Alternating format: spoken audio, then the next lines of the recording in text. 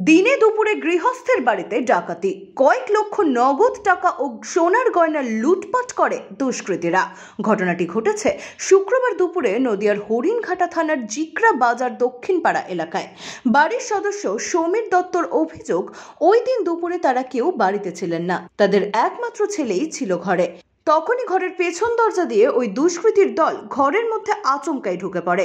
এরপর ওই কিশোরকে মারধর করে আলমারির তালা ভেঙে চলে লুটপাট।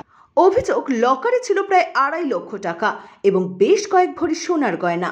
সমস্ত কিছু লুটপাট করে নেয় দুষ্কৃতীরা। চেঁচামেচি করতেই স্থানীয়রা ছুটে আসার আগেই ঘটনাস্থল ছেড়ে পালিয়ে যায় ওই দুই দুষ্কৃতী। ঘটনায় এলাকায় চাঞ্চল্যের সৃষ্টি হয়েছে। খবর শুনে পরিবারের অন্যান্য সদস্যরা এসে দেখে কিশোর আহত অবস্থায় বিছানায় পড়ে রয়েছে। তড়িঘড়ি তাকে নিয়ে যাওয়া হয় হাসপাতালে। বর্তমানে সে হাসপাতালে চিকিৎসাধীন। ঘটনাস্থলে পৌঁছায় হরিণঘাটা থানার পুলিশ। শুরু হয়েছে তদন্ত।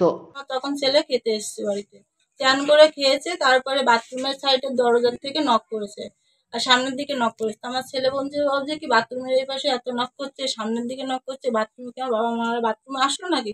তাই আবার ও খুলে দেখতে গেছে। যখন দেখতে গেছে সামনের দিকটা দরজা আটকে দিয়েছে, আবার এটার থেকেও মুখ আটকে গলায় চুরি ধরেছে, ধরে এটা আটকে দিয়েছে, দিয়ে বলেছে যা আছে সব বের করো। ভয়তে সবকিছুই বের করে দিল। দুজন ও ও চিনতে পারেনি, মুখোশ টুকোশ পরা ছিল তো। একজনের লাল শার্ট, লাল কালারের পরা ছিল, একজনের সাদা কালারের পরা ছিল, আর একজনের কানে একটা কানের আছে।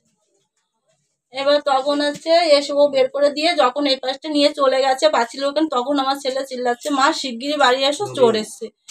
আমি এদিকে চলে এসেছি, আমার ছেলে বাড়ির লোক আর ছেলে দূরই চলে গেছে ওই পুকুর বাড়ির দিকে। ওই যে একটা ছেলে বলছে না আমি দেখেছি, এমনি গেছে। আমার কিছু টাকা চুরি হয়েছে আর সোনা গয়না ছিল 3.5 লাখ টাকা মতো হবে, 2 লাখ এরকম হবে। ব্যুরো রিপোর্ট, এক্সপোজ বার্তা।